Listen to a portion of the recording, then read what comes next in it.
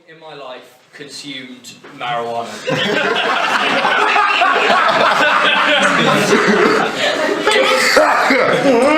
It was horrible. I didn't enjoy it. It had untold ramifications upon my life, and for me, it was a gateway drug into other untold menaces, such as violent video games, the Green Party, and sniffing glue. But the most important aspect of it, in my experience, was the ethos around it. Walking home from school, being flagged down by some intimidating guy in the back of a hot hatchback, him giving me his number, texting the number, and having to use this weird kind of slang to get exactly what I wanted, sitting on a street corner for 2 hours because drug dealers never arrive on time. And when they do turn up, it's some kid on a BMX who shoves a bag of God knows what into your hand, takes your money, and cycles off without a word. It's watching too much The Wire. It's scary, intimidating, and time-consuming, which is exactly the way it should be. There was no bigger barrier for me for consuming a larger amount of drugs than I did than the sheer impracticality of it, and the palpable gravity of wrongdoing that I felt. If I was able to walk down to my local offie, pick up an eighth and be stoned within the hour, and be comfortable in the legality of my actions, I can tell you from personal experience that I would have done it a lot more often than I did. I can guarantee you that that same logic can be applied to a much greater swathes of the population than you might imagine. The least worst option. It's very easy, I think, to put holes in criminalisation. The way in which it has failed, because we all know drug rates, when people still do drugs, you criminalise something, people are very determined, they'll do it. But recently, especially past 10 years, drug rates have been declining. You can't necessarily draw a direct line between the policies that we have and this decline, but certainly the system that we have now doesn't allow for wholesale drug use in the way that complete drug anarchy would in the class B and C round. One of the biggest problems for me, and this is something that I don't think the legalisation side can answer, is that when you legalise something, who provides it? Who makes money from Class B and C drugs? It's not, a casual old granny down the road, or it's more likely to be massive pharmaceutical companies, like tobacco companies that we have now. And I don't think it's acceptable for companies like that to make such money off people from things that do ostensibly objectively harm people. Now, whether freedom aside, I just think as a principle you can't have corporations having this kind of relationship of dependency and addiction with a consumer, selling things that not only hurt them but harm the state, as we all have to pick up the pieces inevitably through healthcare costs. From the health and society negative impacts perspective, many illegal drugs are highly addictive. People get hooked on them. The drug addiction then takes over their lives. They're interested in nothing else but getting their fix, and then they resort to crime, many do, to fund their habit. What sort of life is that? In 2013 alone, nearly 3,000 drug poisoning deaths were registered in England and Wales. These are lives completely wasted, all that potential gone. The charity DrugScope points to examples of users needing between £15,000 and £30,000 a year to fund their drug habits. Crime committed by some addicts includes theft, burglary, fraud and shoplifting. So it's not only the drug users who get affected, it's also the victims of these crimes. DrugScope also gave the figure of between 2 billion and 2.5 billion a year in the cost of drug-related crime. It's my view that increasing the legality of drugs will inevitably increase their availability, which will inevitably increase their usage, and then all the problems related to drug abuse will only get worse. The solution isn't to increase the availability of drugs, which are very harmful, it's to be more strict with enforcing the law against drugs. And the argument that drug users only harm themselves is a myth. All of society is affected by drug abuse, not just people who take them, through crime, healthcare and policing costs, and also the families and friends of people who become addicted to drugs, and people who lose loved ones through drug addiction also suffer. Well, thanks thanks for those contributions. Just read your opening statement. Well, okay. I think, first of all, Gillian's point about criminalisation of drugs, meaning that drug taking rates in the UK have been going down in the last 10 years. I would like to point out that in the last 40 years of cannabis being illegal in this country, it's gone up 20 times. And in the Netherlands, where although they're going backwards now, they don't have they have like a system of semi-legalisation.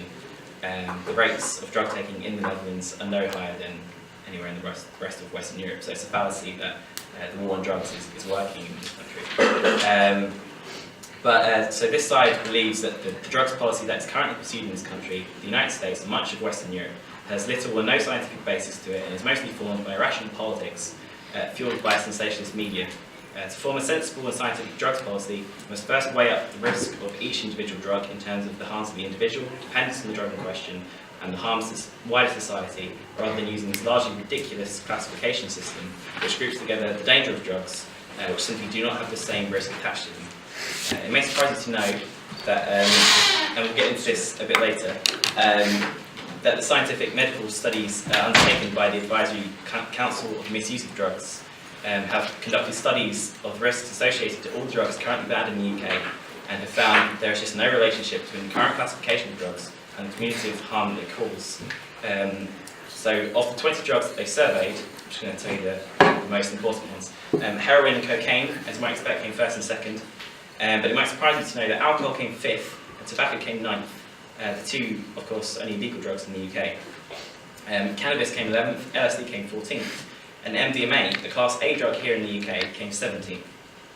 Just on this basis alone, I think there's a clear case to be put forward, at the very least, of decriminalisation of drugs, and I think possibly the legalisation and heavy regulation of some of the least harmful drugs on this list should be considered.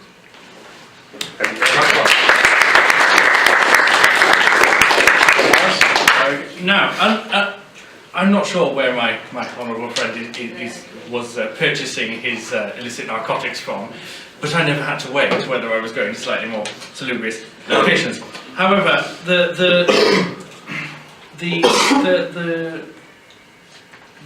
stupidity of the classification system is such, as Mark put. Professor Nutt, who was basically appointed by the government to sort out drugs, and then when he said things that were based on science, got sacked. It comes out with some. It's brilliant. He comes out with some brilliant little gobbets about, that are often brought up in the media about how it's more dangerous to ride horses than take ecstasy. And based on an average, it is. When you base out the average number of deaths per person, it is more dangerous. Legalize horses. Yes, it is. And also, we can't get away from this thing of, well, if you look at it, the harm to society was raised, I think, by the other side. And when you actually look at them when they were scientifically analysed, the harm to society of alcohol and tobacco is infinitely more than 90% of drugs, heroin being the main one that harms society more. I mean, even drugs that we see in Class A that are evil, such as methamphetamine, their actual harm to society is significantly less, and not just by a small margin, by about 20-fold. And this is what I want to pose a question to the other side. We're talking about these substances that sit in an illegal field.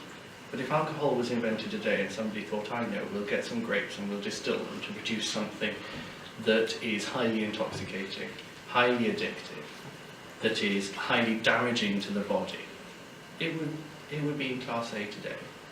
And so why are we drawing a distinction between something where there is proven significant less damage to both society and the individual?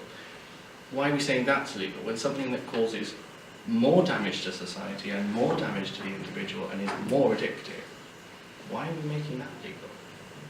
Fair enough. Thank you very much.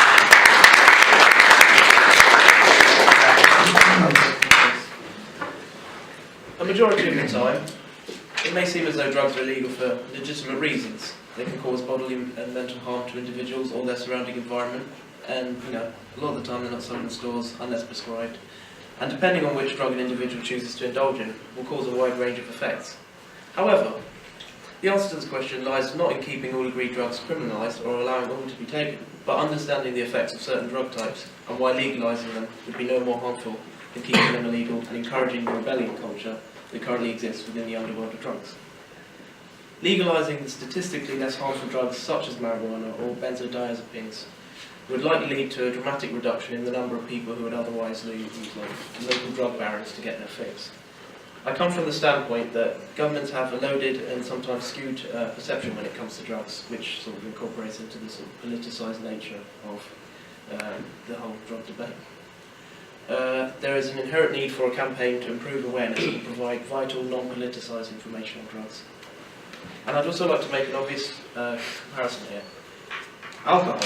This is legal to drink in homes from the age of 16, but from a technical viewpoint, we say about age of 4? Yeah, 6. Like that. But alcohol causes about 1.4% of deaths in the UK. That was 2014. Surely, if the other panel wants drugs to stay banned, they should debate for alcohol to be decriminalised, or to be criminalised. Sorry. To the defence of alcohol, recreational alcohol use provides Her Majesty Revenue and Customs £8.4 billion in tax. That's from a 2009 statistic on gov.uk. Bit louder, please.